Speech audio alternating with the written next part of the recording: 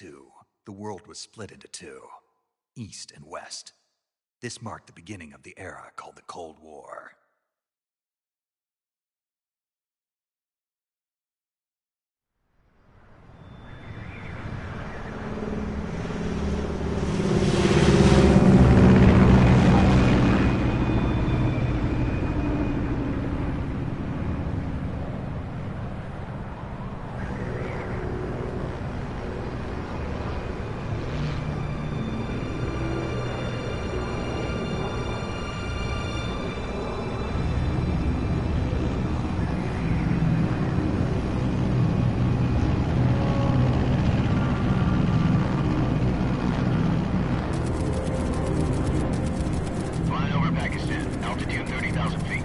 Approaching Soviet airspace.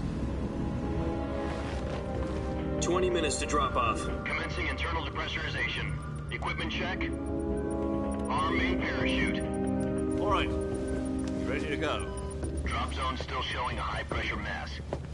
Cav okay. Good. We've got high visibility.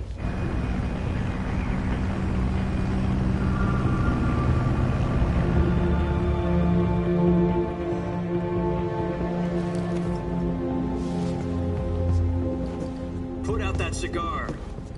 Connecting oxygen hose to interior connector. Put on your mask.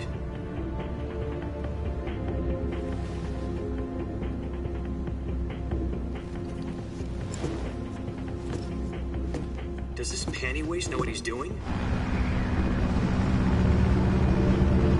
Approaching release point. 10 minutes to drop off. Hey, are you deaf? He said put out the cigar and put on your mask.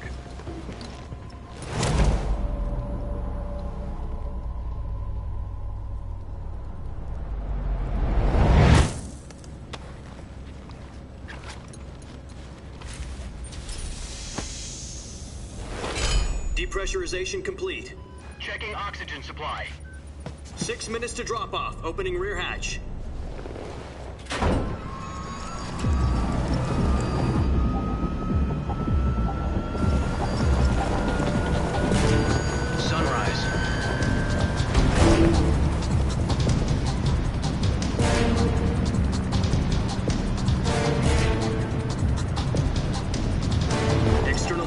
Minus 46 degrees Celsius.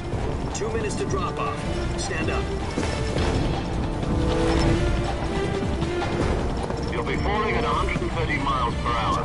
Try not to get frostbite from the wind chill. 1 minute to drop off. Move to the rear. Activate the yellow bottle. This is one for the history books. The world's first halo jump. 10 seconds to drop off. Stand by. Status okay, all green. Prepare for drop-off. Countdown. 5, 4, 3, 2, 1. Spread your wings And fly. God be with you.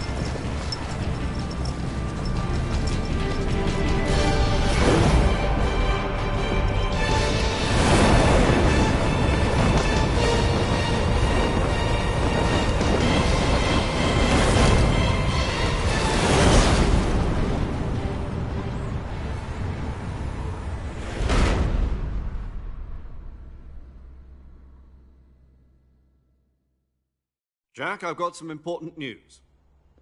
The head of the CIA has finally given us the green light for the virtuous mission. Virtual mission?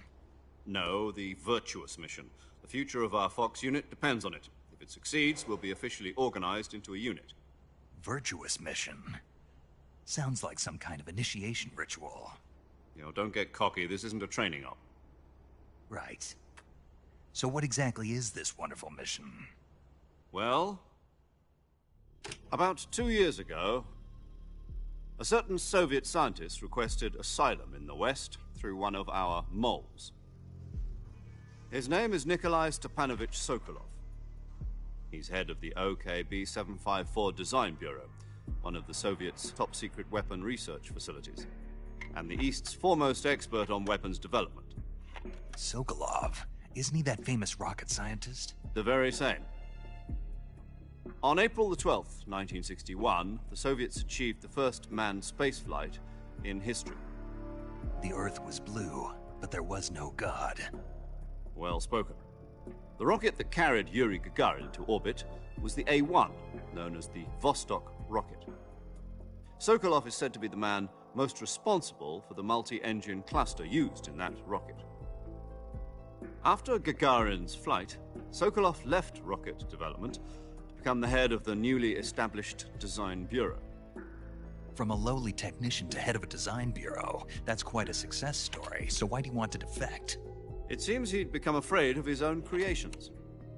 Afraid? Call it a crisis of conscience.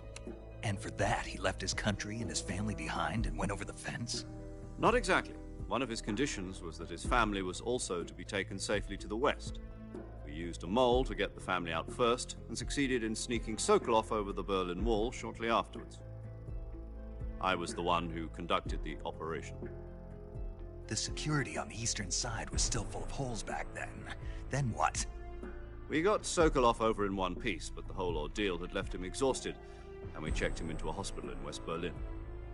It took him 2 weeks and more than 600 miles to get from the research facility in the Soviet Union to Berlin. He was in no condition to say anything coherent. And it was only a week later that we had something much bigger on our hands. The Cuban Missile Crisis. October the 16th, 1962, President Kennedy received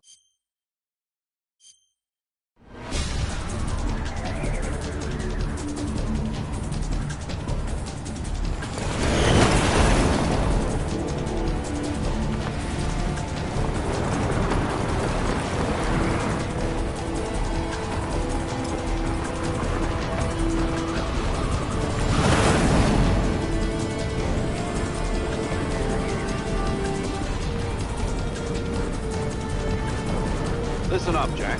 Your mission is to infiltrate Stilllllllll in the Soviet mountains, ensure the safety of Sokolov, and bring him back to the west.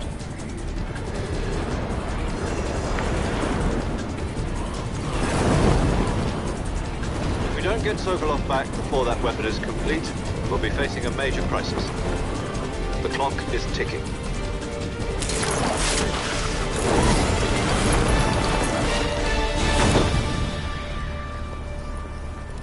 Once we've confirmed the rescue of Sokolov, stand by at the recovery point. A recovery balloon will be dropped at that point. Helium will be pumped into the balloon to inflate it. The process takes about 20 minutes. Once it's complete, the gunship's arm will latch onto the balloon and pull it up. The Fulton surface-to-air recovery system. I'm familiar with the theory. Take it easy. It's been combat-proven. Do you think Sokolov is up to it? The shock will be less than during a parachute jump, and the arm can handle up to 500 pounds. So you're planning on going over the border in a single combat Talon? She's equipped with 2 6-barrel 20mm Vulcan cannons, as well as 2 40mm machine guns. Sounds like she could hold her own against a battalion of tanks. Even with the fuel in the reserve tank, we're facing a 4-hour time limit. If all goes well, it shouldn't take more than a few hours. Home in time for dinner. But if anything goes wrong, you'll be eating dinner, breakfast, and all the rest of your meals in the jungle.